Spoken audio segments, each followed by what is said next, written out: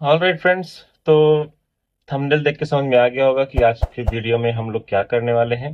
तो आज के इस वीडियो में हम लोग जो है चैप्टर रेस्पिरेशन इन ऑर्गेनिज्म जो 7th स्टैंडर्ड का है उसको पूरा कवर करेंगे और कुछ क्वेश्चन भी सॉल्व करेंगे। और वीडियो लास्ट तक जरूर देखना ताकि आपको सारे क्वेश्चन सारे लास्ट में, पहले थियरी पढ़ेंगे हम और क्वेश्चन सॉल्व करने से आपको आइडिया आएगा कि किस किस तरह के क्वेश्चन बनते हैं। और साथ ही साथ हम लोग इसमें जो है पूरा कॉन्सेप्ट देखेंगे कि रेस्पिरेशन डिफरेंट डिफरेंट एनिमल्स में डिफरेंट डिफरेंट चीज़ों में किस तरह से होता है। और अगर आप हमारे चैनल पर नए हैं तो सब्सक्राइब कर लीजिए। चलिए शुरू करते हैं। तो यहाँ पर रेस्पिरेशन इन ऑर्गेनिज्म आप देख सकते हैं। तो अब देखो रेस्पिरेशन इन ऑर्गेनिज्म में हम लोग देखते हैं, सबसे पहले इंट्रोडक्शन देखते हैं। इंट्रोडक्शन में क्या दिया हुआ है। तो respiration is the process which organism convert sugar into biochemical energy using oxygen. तो रेस्पिरेशन क्या है बेसिकली, तो जिसमें ऑर्गेनिज्म क्या करते हैं, शुगर को कन्वर्ट करते हैं बायोकेमिकल एनर्जी में। और इसमें ऑक्सीजन का यूज होता है और कई जगह पर ऑक्सीजन नहीं भी यूज होता है। Energy produced is used in different process. तो हर ऑर्गेनिज्म अपने आप को अपने ग्रोथ के लिए, अपने बॉडी के नीड के लिए उस एनर्जी का इस्तेमाल करता है। तो कहने का मतलब रेस्पिरेशन से हमें एनर्जी मिलती है। And respiration is exchange of gases. Oxygen is used by the process and carbon dioxide is given out. तो कार्बन डाइऑक्साइड जो है बाहर निकाल दिया जाता है और इसके बाद जो है बाकी का जो एनर्जी हमें हमें हमारे पास होता है, हम इसको यूज कर लेते हैं। नेक्स्ट है, अब इंट्रोडक्शन देखिए। In plants photosynthesis takes place during the day time and respiration during night. तो दिन में सनलाइट को यूज करके प्लांट जो है अपना फूड बनाते हैं, उसको हम लोग फोटोसिंथेसिस कहते हैं। और रात के टाइम पर ये रेस्पिरेशन करते हैं। During the process of breathing we take in air, oxygen is taken in. तो ब्रीदिंग के प्रोसेस में हम लोग क्या करते हैं कि हम लोग ऑक्सीजन अंदर लेते हैं and carbon dioxide is released out of the body during breathing. तो कार्बन डाइऑक्साइड बाहर रिलीज कर दिया जाता है क्योंकि कार्बन डाइऑक्साइड हमारे यूज के लिए नहीं होता है, हमारे लिए बेनिफिशियल नहीं होता, इसलिए उसको हम बाहर एज ए बाय प्रोडक्ट बाहर एक्सेल कर देते हैं। Oxygen is then circulated to the all cell of the body. जो ऑक्सीजन हमारी बॉडी में गया है वो जो है डिफरेंट डिफरेंट सेल्स में सर्कुलेट होता है। और फ्रूट जिसमें कि जो ग्लूकोज के फॉर्म में, तो ग्लूकोज या फिर स्टार्च का कह लीजिए, कार्बोहाइड्रेट का होता है। फूड जो है broken down in the cell and with the help of oxygen. तो फूड का जो है ब्रेकिंग होता है और वहां पर ऑक्सीजन यूज होता है। अब क्या है कि ऑल लिविंग थिंग्स रिस्पायर। तो जितने भी लिविंग थिंग है दे ऑल रिस्पायर। और वो क्या, respiration is a process that includes breathing, the movement of air in and out of the body and vice versa is known as breathing. तो definitely ये जो है क्या है, डेफिनेशन है ब्रीदिंग का। For example animal such as earthworm breathe through their skin. तो एक चीज यहाँ पर क्लियर हो गई कि जो अर्थवॉर्म होता है, जो केचुआ होता है, वो अपने स्किन के थ्रू जो है क्या करता है, ब्रीथ करता है। तो ये स्किन जो है उसका जो है ब्रीदिंग ऑर्गन है। Fishes use gills for breathing. जो जो मछली होती है वो अपना गिल्स यूज करते हैं, गलफड़ा यूज करते हैं। And plants exchange gas through tiny pores called stomata. तो पत्तियों में जो है, प्लांट्स में के पत्तियों में जो है छोटे छोटे होल होते हैं, छोटे छोटे पोर्स होते हैं जिसको हम लोग स्टोमेटा कहते हैं। उसके थ्रू वो गैस एक्सचेंज करते हैं। Which are present mainly on the surface of leaf. तो पत्तों पर जो ये प्रेजेंट होता है। आप यहाँ पे डायग्राम देख सकते हो, डिफरेंट डिफरेंट एनिमल्स हैं, वो जो है किस तरह से ब्रीद करते हैं, किस तरह से उनका ब्रीदिंग ऑर्गन्स क्या क्या है, ये सब हम इस चैप्टर में पढ़ेंगे। लेकिन फिलहाल रेस्पिरेशन जो होता है ना, वो दो टाइप का होता है, एक एरोबिक और एक अनएरोबिक होता है। अब रेस्पिरेशन में देखो, एरोबिक किसको कहते हैं, तो एरोबिक मतलब जहां पर हम लोग ऑक्सीजन यूज करते हैं। The process in which food is broken down in the cell to release energy is known as cellular respiration. और सेलुलर रेस्पिरेशन में देखो, two types of respiration takes place in the cell. Cell के अंदर respiration होता है और one occurs in the presence of oxygen while the other occurs in the absence of oxygen. So the process of breakdown of food in the presence of oxygen is known as aerobic respiration. Friends, aerobic respiration हमें याद रखना है, aerobic respiration वहीं पर होता है जहां पर जो है ऑक्सीजन होगा। ऑक्सीजन नहीं होगा तो वो एरोबिक नहीं होगा, तो इसीलिए इसका नाम एरोबिक है। It takes place in all organism and lead to the production of carbon dioxide, water and energy. तो ये जब ऑक्सीजन हम अंदर लेते हैं तो ये जो ग्लूकोज और ऑक्सीजन का जो है रिएक्शन होगी, और ये रिएक्शन कहाँ होता है, सेल्स के अंदर होता है। और कार्बन डाइऑक्साइड और बनता है, वाटर बनता है और एनर्जी। तो वाटर और एनर्जी हमारे काम में आता है, कार्बन डाइऑक्साइड हमारे काम का नहीं होता, इसलिए हम इसको एक्सेल कर देते हैं, अपने सांस के थ्रू जो है बाहर फेंक देते हैं। ठीक है, तो अंदर लेते हैं और कार्बन डाइऑक्साइड बॉडी में सेल रिएक्शन के थ्रू बनता है और वो कार्बन डाइऑक्साइड हम बाहर फेंक देते हैं। वाटर जो है बॉडी डिफरेंट पर्पज के लिए यूज होता है, नहीं तो अगर वो अनयूज्ड है, अगर वो उसका यूज नहीं है तो वो यूरिन के थ्रू जो है बाहर निकल जाता है। एरोबिक एंड एनोरोबिक रेस्पिरेशन देखते हैं। Food is also broken down in the absence of oxygen. This process is known as anaerobic respiration. तो जो फूड है, फूड में जो एनर्जी है, एनर्जी के लिए उसको उसका ब्रेक डाउन होना जरूरी है। और ब्रेक डाउन होने पर जो है वो ऑक्सीजन के प्रेजेंस में भी हो सकता है। अगर ऑक्सीजन के प्रेजेंस में हो रहा है तो वो एरोबिक होगा। अगर ऑक्सीजन के एब्सेंस में अगर जो ग्लूकोज है वो ब्रेक डाउन हो रहा है उसको हम लोग अनएरोबिक रेस्पिरेशन कहेंगे। And it occurs in organism such as yeast. तो ईस्ट में जो खमीर होता है, ईस्ट में जो है ये अनएरोबिक रेस्पिरेशन होता है। This process leads to the production of alcohol and carbon dioxide. तो इस प्रोसेस से हमें क्या मिलता है? अल्कोहल और कार्बन डाइऑक्साइड बनता है, और ये भी बड़े काम का प्रोसेस होता है, आगे देखेंगे हम लोग। It takes place in yeast and used for production of alcoholic beverage. तो अल्कोहलिक जो वाइन्स वगैरह बनते हैं, जो अल्कोहलिक मटेरियल बनते हैं, अल्कोहल जो बनता है वो इसी के थ्रू बनता है, ईस्ट के through. Use for making bread and fermenting idli and dosa. Idli dosa को फर्मेंटेट करके बनाया जाता है, तो इसमें हम लोग ईस्ट का ही इस्तेमाल करें। This type of anaerobic respiration is called fermentation. तो इस तरह के अनएरोबिक जो ऑक्सीजन के एब्सेंस में जो रेस्पिरेशन होता है उसको हम लोग फर्मेंटेशन भी कहते हैं, अनएरोबिक रेस्पिरेशन में। अब देखो यहाँ पर रिएक्शन दिया है, ग्लूकोज है, बिना ऑक्सीजन के एब्सेंस में अगर एक ग्लूकोज ब्रेक डाउन होगा तो या तो अल्कोहल बनेगा या फिर लैक्टिक एसिड बनेगा, प्लस एनर्जी बनेगा और कार्बन डाइऑक्साइड बनेगा। तो एनर्जी जो है हमारे काम ये डिफरेंट डिफरेंट पर्पज के लिए यूज हो जाता है, और अल्कोहल और लैक्टिक एसिड बनता है और कार्बन डाइऑक्साइड। ठीक है। अब ये कार्बन डाइऑक्साइड से फर्मेंटेशन हम लोग ब्रेड वगैरह में करते थे। अगर आप देखोगे तो ब्रेड में छोटे छोटे होल्स होते हैं। वो छोटे छोटे होल्स किसकी वजह से होती है? कार्बन डाइऑक्साइड गैस बाहर निकलता है, तो वो बाहर निकलता है तो छोटा छोटा होल बना देता है। Fermentation in plants, yeast and bacteria, anaerobic respiration result in production of alcohol and carbon dioxide. It is used in brewing and baking industry. तो ये जो है बेवरेज और बेकिंग इंडस्ट्री जो होता है, जहां पर जो है आपका बेकरी होता है ना, वहां पर बहुत ज्यादा यूज होता है। तो आप देख सकते हैं यहाँ पर अल्कोहल फर्मेंटेशन से बनता है, और ये भी जो है फर्मेंटेशन से ब्रेड है, डिफरेंट डिफरेंट टाइप्स के ब्रेड है, केक हो गए, तो ये लोग जो है ऐसे मेथड बनाते हैं। देखो यहाँ पे फिर से वही रिएक्शन, ग्लूकोज अगर ब्रेक डाउन होगा विदाउट ऑक्सीजन तो अल्कोहल बनेगा, फिर लैक्टिक एसिड बनेगा, एनर्जी और कार्बन डाइऑक्साइड। देखो ये बैटर है, यहाँ पर ये इडली बना, ये जो है फर्मेंटेट करके बनाया जाता है। देखो ये मैं बोल रहा था, ब्रेड के अंदर छोटे छोटे होल्स होते हैं, ये छोटे छोटे होल्स बेसिकली कार्बन डाइऑक्साइड निकलता है, उसकी वजह से छोटे छोटे होल्स बन जाते हैं। ये डोसा है। देखो fermentation, this is anaerobic respiration. Exam में आएगा तो इसको आपको लिखना है, fermentation is anaerobic respiration, no oxygen present. In the absence of oxygen में जो रेस्पिरेशन होता है उसको हम लोग एनएरोबिक कहते हैं, और फर्मेंटेशन अनएरोबिक रेस्पिरेशन। अब यहाँ पर भी देखो लिखा है no O2 present, oxygen present नहीं होता है। और फिर इसके बाद जो है या तो अल्कोहल बनाएगा और या फिर लैक्टिक एसिड फर्मेंटेशन होगा। तो जैसे ईस्ट हो गया, इसका बेस्ट एग्जांपल है। ईस्ट में क्या बनाएगा? ये इथाइल अल्कोहल बनाएगा प्लस कार्बन डाइऑक्साइड और एटीपी। दो एटीपी बनता है, एटीपी मतलब एडिनोट्राई फॉस्फेट, जो हमें एनर्जी देता है हमारी बॉडी को, बायोकेमिकल एनर्जी। और ये लैक्टिक एसिड बनता है। ठीक है। मसल्स वगैरह में अगर अगर जो है जो क्रैम्प्स वगैरह आते हैं तो बेसिकली वो लैक्टिक एसिड की वजह से होता है। तो glucose alcohol plus lactic acid, energy carbon dioxide, फिर से वही रिएक्शन। तो यहाँ पर जो है फिर हम लोग डिफरेंस देख लेते हैं। तो डिफरेंस क्या है एरोबिक और एनारोबिक में? It occurs in the presence of oxygen. तो aerobic presence of oxygen, anaerobic there is no oxygen present. It involve the exchange of gases between organism and outside environment. ठीक है। तो ये gases का exchange होता है यहाँ पर इन्वायरमेंट और ऑर्गेनिज्म के बीच में। Exchange of gases is absent. तो अनएरोबिक में जो है गैस का एक्सचेंज नहीं होता है। It occurs in cytoplasm and mitochondria. तो ये जो हमारा एरोबिक रेस्पिरेशन जो सेल्स में होता है, सेल्स में भी कहाँ होता है? साइटोप्लाज्म और माइटोकॉन्ड्रिया। तो आपने पढ़ा होगा mitochondria is called power house of cell. Mitochondria energy supply करने का काम करता है। तो ये एनर्जी कहाँ से आता है? इस रेस्पिरेशन के ग्लूकोज का ब्रेक डाउन होता है, तो वहीं से एनर्जी आता है। It occurs only in cytoplasm. तो अनएरोबिक रेस्पिरेशन याद रखना सिर्फ साइटोप्लाज्म में होता है, लेकिन एरोबिक माइटोकॉन्ड्रिया में भी हो सकता है। It always release CO2 and H2O। तो हमेशा इसमें जो है कार्बन डाइऑक्साइड और पानी रिलीज होता है, और इसमें जो है एंड प्रोडक्ट डिफरेंट डिफरेंट चीजें हो सकती हैं। Example cells in our body, इसमें क्या है? Yeast and muscle cells. ठीक है। एग्जाम्पल से fermentation in plants. So in plants yeast and bacteria anaerobic respiration result in production of alcohol and carbon dioxide used in brewing and baking industry. तो हम लोग पढ़ चुके हैं, वही रिएक्शन बार बार आ रहा है। मैंने बार बार ये इसलिए डाला ताकि आपको याद रहे, क्योंकि एग्जाम में क्वेश्चन आता है सीटेट में।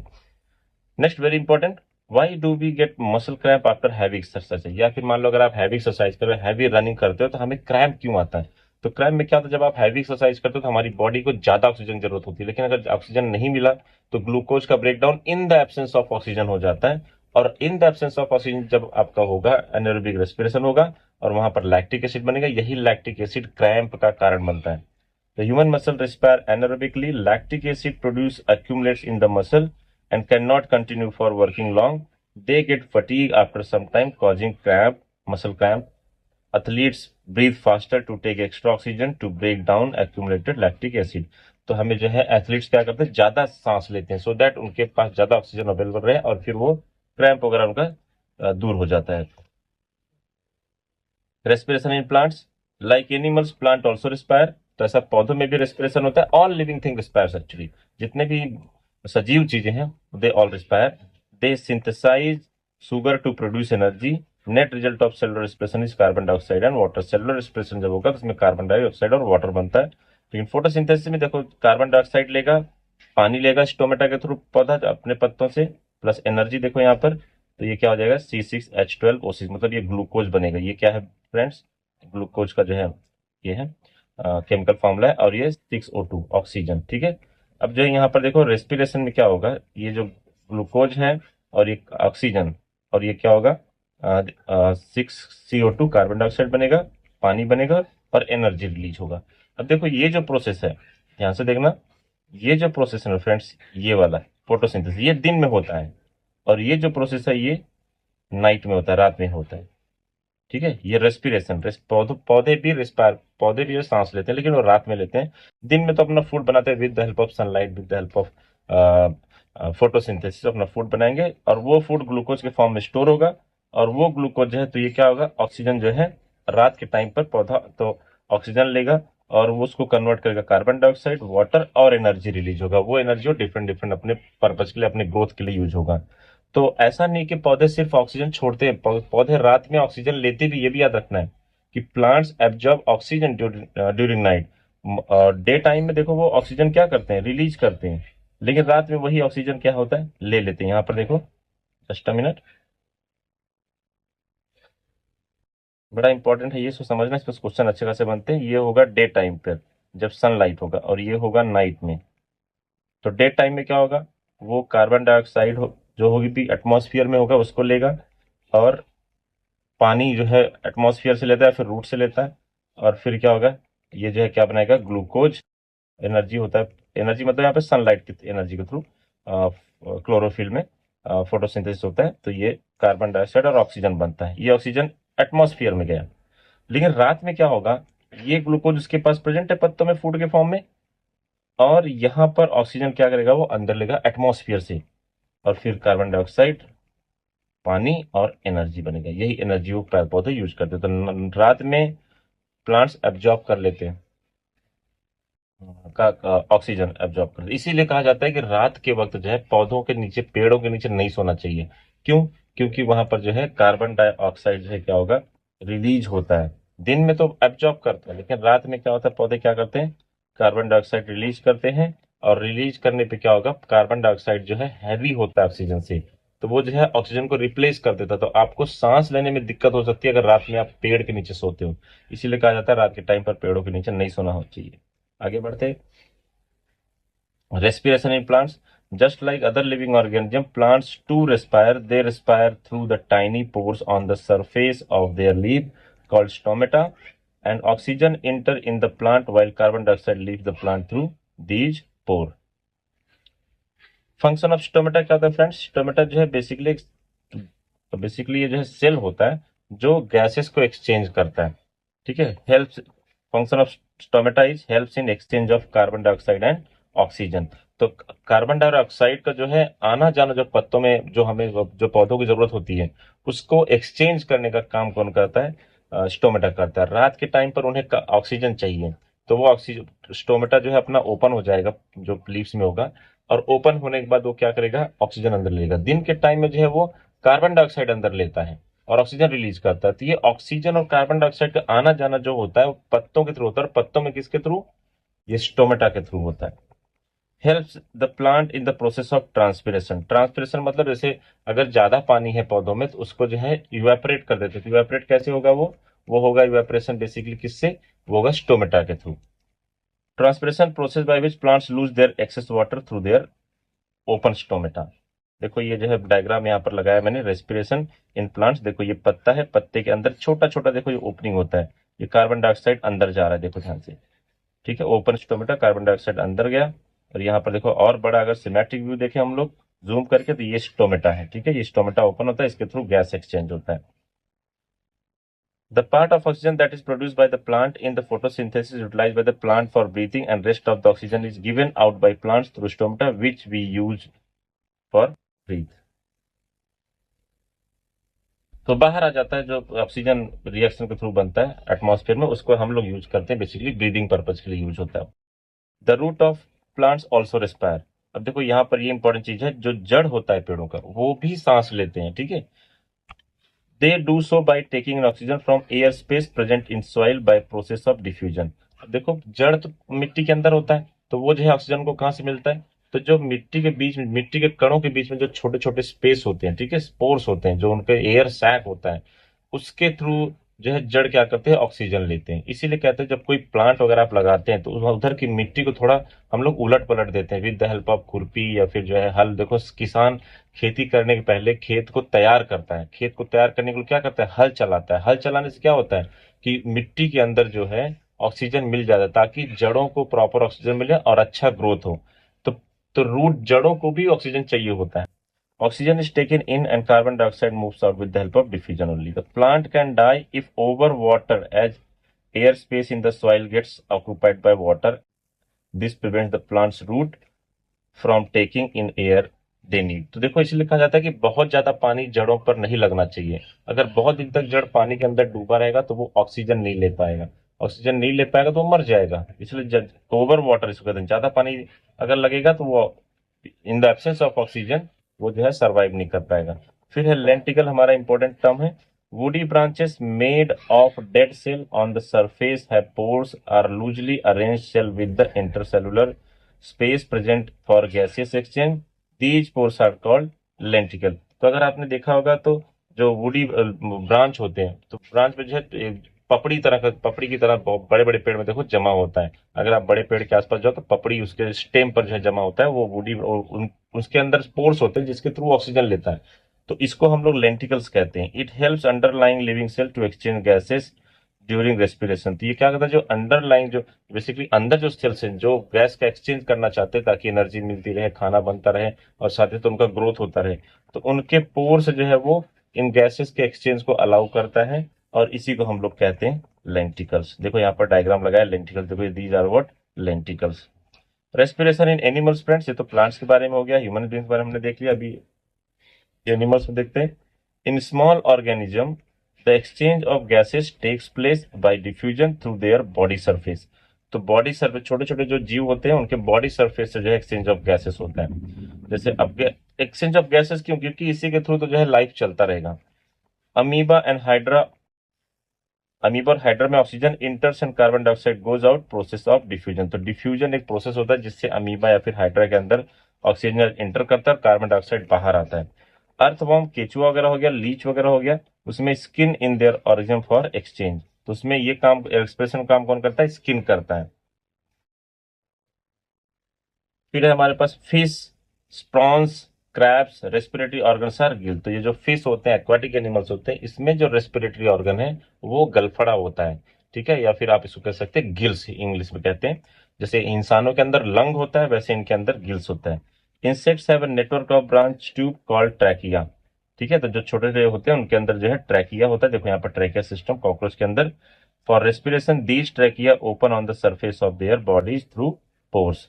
तो ये ट्रैकिया जो है, ट्रैकिया जो छोटे छोटे इंसेक्ट्स होते हैं उनके अंदर ट्रैकिया सिस्टम होता है, छोटे छोटे पाइप लाइक स्ट्रक्चर होते हैं और उनके थ्रू जो है ये गैसेस एक्सचेंज करते हैं।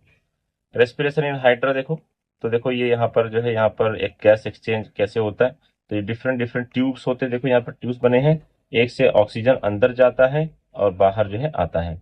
रेस्पिरेशन अमीबा देखो यहाँ पर बना डिफ्यूजन के थ्रू होता है। तो आपको याद रखना है कि हाइड्रा या फिर अमीबा में रेस्पिरेशन कैसे होता है? By the process of diffusion होता है। एग्जाम में आता है। Exchange of oxygen and carbon dioxide occurs through the plasma membrane through simple diffusion. ये कार्बन डाइऑक्साइड बाहर गया, ऑक्सीजन अंदर गया, ऑक्सीजन इधर से अंदर आया, कार्बन डाइऑक्साइड बाहर गया, डिफ्यूजन के थ्रू होता है। डिफ्यूजन में दूसरे वीडियो में समझा दूंगा आपको किस तरह से, 8 सेंटर कंटिन्यू करूंगा। ठीक है, तो डिफरेंट डिफरेंट मेथड्स हैं। सांस लेने के लिए भगवान ने अलग अलग चीजें बनाई है अलग अलग जीव जंतु में, तो वही चीज हमें यहाँ पर पढ़ रहे हैं। Respiration in earthworm and Leach. तो अगर आप रेस्पिरेटरी सिस्टम देखेंगे अर्थवर्म में, तो देखो ये कार्बन डाइऑक्साइड डिफ्यूज आउट, देखो ये स्किन, ये अपने अपने जो स्किन होते हैं उसके थ्रू ये जो है सांस लेते हैं। ठीक है, इनको नाक वगैरह लंग्स वगैरह नहीं होता है। Example, worms can survive only in water और in damped earth and gas is exchange through the moist skin into tiny capillaries.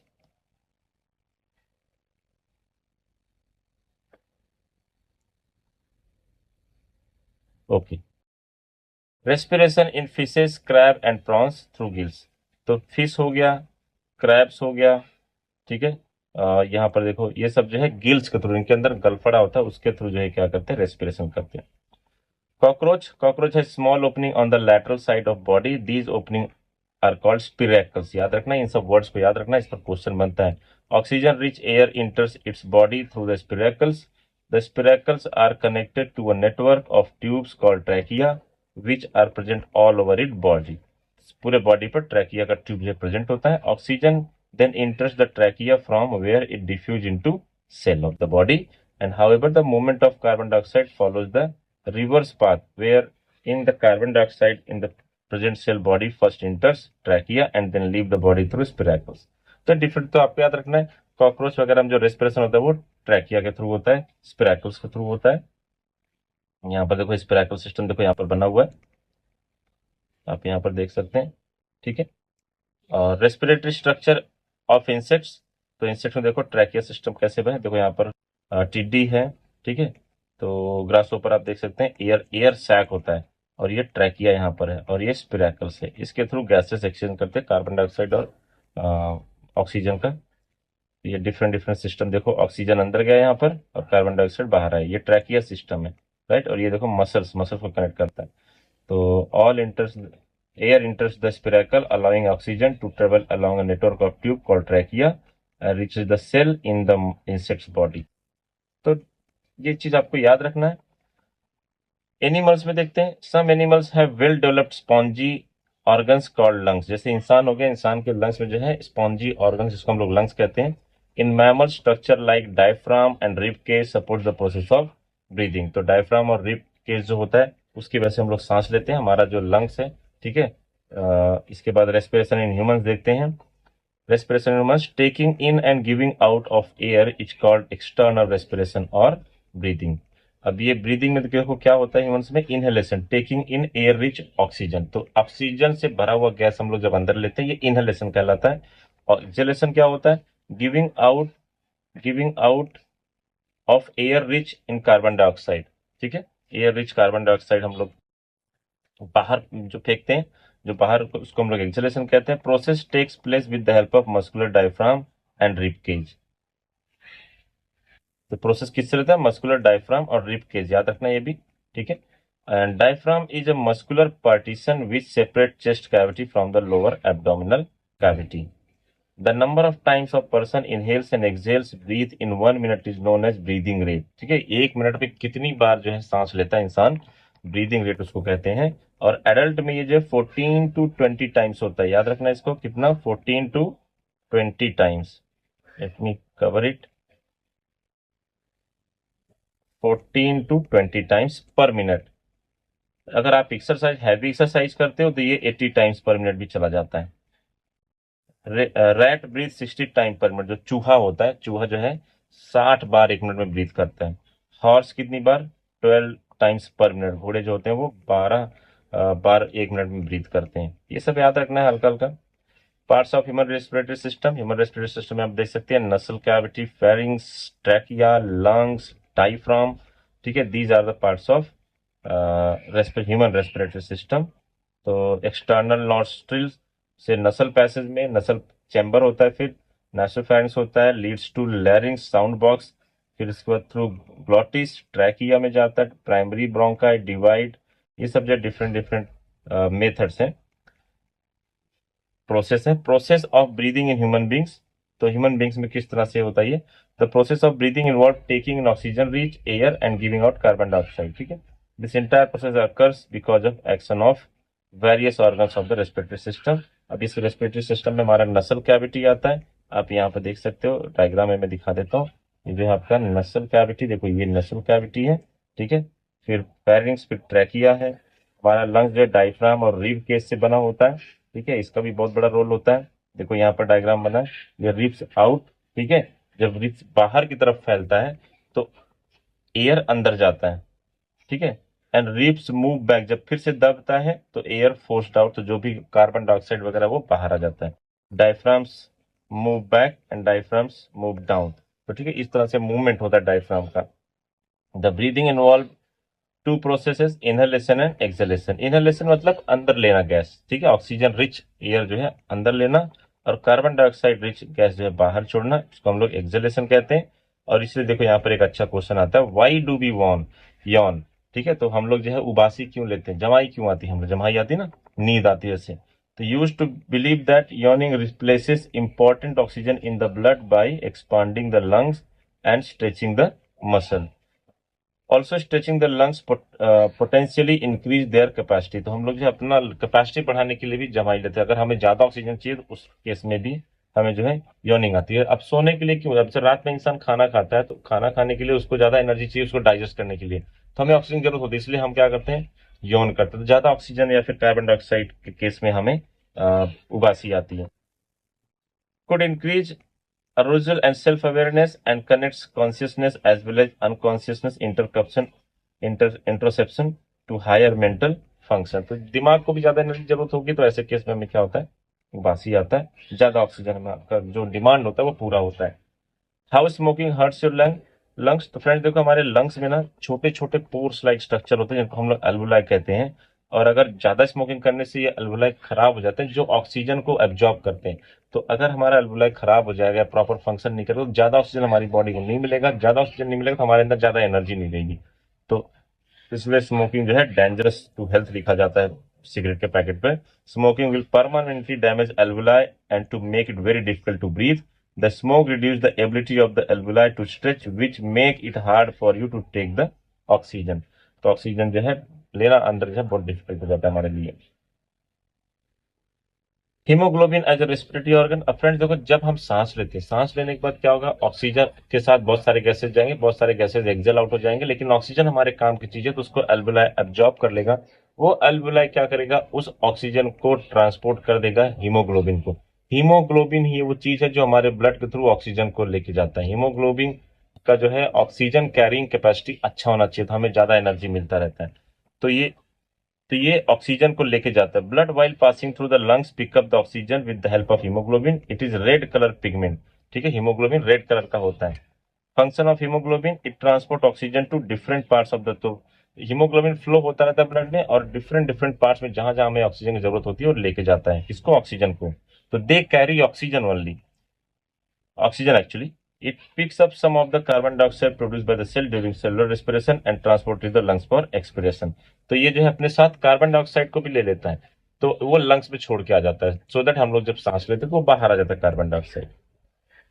देखो यहाँ पर रेड ब्लड सेल्स है, ऑक्सीजन मॉलिक्यूल देखो यहाँ पर ऑक्सीजन मॉलिक्यूल को लेके जा रहा है, ठीक है, ये हमेशा फ्लो होता है, हीमोग्लोबिन मॉलिक्यूल है हमारे ब्लड में, हमेशा फ्लो होते हैं। Oxygen from lungs, oxygen bonds to haemoglobin and oxygen release to tissue. तो ये ऑक्सीजन जो है टिश्यूज को दे दिया जाता है जहां पर वो एनर्जी वगैरह जनरेट कर। Clear.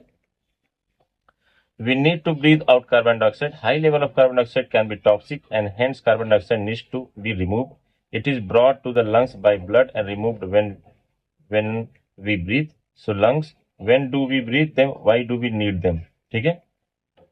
So basically all aerobic respiration requires constant supply of oxygen। जितने भी aerobic respiration होते हैं कंटिन्यूअस क्या चाहिए, ऑक्सीजन का सप्लाई होते रहना चाहिए। इसीलिए सांस रोक के बैठ जाना बहुत मुश्किल होता है, क्योंकि आप बहुत देर तक सांस क्यों नहीं रोक सकते, क्योंकि हमें कंटिन्यूसली सांस लेते रहना पड़ता है, ताकि कंटिन्यूस जो ऑक्सीजन का डिमांड है, जो एनर्जी सप्लाई हमारे ब्रेन को, हमारे हाथों को, पैरों को चाहिए रहता है, वो हमेशा मिलता रहे। इसीलिए तो सुबह सुबह लोग उठ के योगा करते हैं कि जितना भी ऑक्सीजन का डिमांड है, ज्यादा से ज्यादा ऑक्सीजन अगर हम अपने अंदर रखेंगे, तो इसीलिए ऑक्सीजन को प्राण वायु कहा गया है। ठीक है, क्योंकि ऑक्सीजन के थ्रू ही हम जिंदा हैं। The gas exchange system in humans is two way process as carbon dioxide needs to be remove. The buildup of carbon dioxide in the body could be harmful. तो बहुत ज्यादा कार्बन डाइऑक्साइड हमारी body के लिए खतरनाक होता है। और यहाँ पर देखो डायग्राम में देखो बना हुआ है, ये विदाउट कार्बन डाइऑक्साइड जो है, ठीक है, और इसके बाद जो है यहाँ पर विथ कार्बन डाइऑक्साइड। तो कार्बन डाइऑक्साइड जो है ये lime water without carbon dioxide है, लेकिन जब कार्बन डाइऑक्साइड मिल जाता है तो उसको मिल्की बना देता है। इस पर कई बार क्वेश्चन आता है कि why milky water turns, sorry why lime water turns milky, okay, when we blow air. तो हमारे एक्सहेलेशन में, हमारे मुंह से जब हवा आता है उसमें कार्बन डाइऑक्साइड, तो कार्बन डाइऑक्साइड की प्रॉपर्टी होती है कि वो लाइम वाटर को मिल्की बना देता है, दूधिया कलर का बना देता है।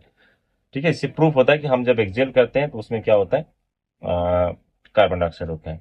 अब यहाँ पर क्वेश्चन आंसर पढ़ते हैं फ्रेंड्स, जितने में हमारा टॉपिक है पूरा कवर हो गया है। अब इसके बाद हम लोग चलते हैं टेस्ट योर नॉलेज, बहुत ये नहीं है। Lactic acid produce during, lactic acid कब होता है, अनएरोबिक रेस्पिरेशन में। तो यहाँ पर अनएरोबिक रेस्पिरेशन आएगा answer. Insects have organ called trachea for respiration, यहाँ पर ट्रैकिया आएगा। Taking in of air rich in oxygen is called inhalation, ठीक है। An adult human breathe normally 14 to 20, यहाँ पर 14 to 20 times per minute. The movement of lungs is controlled by rib end diaphragm.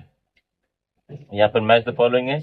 अब lactic acid वजह से muscles में cramp आते हैं फ्रेंड, तो ये हमारा मैच द कॉलम हो जाएगा। हम अपना नॉलेज बढ़ा रहे हैं, अभी एमसीक्यू पर भी आएंगे। स्टोमेटा क्या है, स्टोमेटा बेसिकली यहाँ पर ट्रांसपीरेशन के काम आता है, ठीक है। ट्रांसपीरेशन, एक्सेस वाटर जो होता है पेड़ों में, तो उसको उसको बाहर निकाल देना, स्टोमेटा। हालांकि इसका एक और भी काम होता है, इसका ओपनिंग से गैसेस एक्सचेंज होते हैं, लेकिन एक्सचेंज ऑफ गैसेस का कोई ऑप्शन नहीं है, तो इसलिए ट्रांसपीरेशन हो जाएगा। रेस्पिरेटरी कैरियर, तो रेस्पिरेटरी कैरियर क्या है, हीमोग्लोबिन है, ठीक है, ऑक्सीजन को लेके जाता है वो डिफरेंट डिफरेंट टिश्यू में। और लेंटिकल्स हमने पढ़ा, तो pores on branches, woody branch, ये जो है हमारा ये पोर्स ऑन ब्रांचेस। और alcohol, fermentation of east, fermentation of east करते हैं तो अल्कोहल प्रोड्यूस होता है। ओके, आगे बढ़ते हैं। Take the correct option, respiration helps in, तो respiration helps in what, obtaining energy, ठीक है, लोकोमोशन, डाइजेशन, एब्जॉर्प्शन नहीं।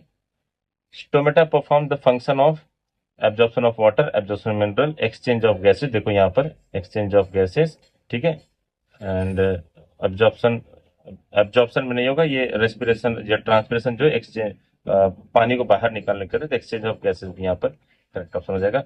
The process presented by following equation, देखो ये क्या है, ग्लूकोज और ऑक्सीजन, तो ये हो जाएगा आपका एरोबिक रेस्पिरेशन हो जाएगा, ठीक है, करेक्ट ऑप्शन एरोबिक रेस्पिरेशन हो जाएगा। Tick the correct option, to survive plants root needs oxygen, plant roots को क्या चाहिए, ऑक्सीजन चाहिए, ठीक है, कार्बन डाइऑक्साइड नहीं चाहिए, क्लोरोफिल रूट्स में नहीं होते, सनलाइट नहीं चाहिए, सिर्फ ऑक्सीजन चाहिए। Earthworms and Leach respire through their skin, skin के थ्रू रिस्पायर करते हो।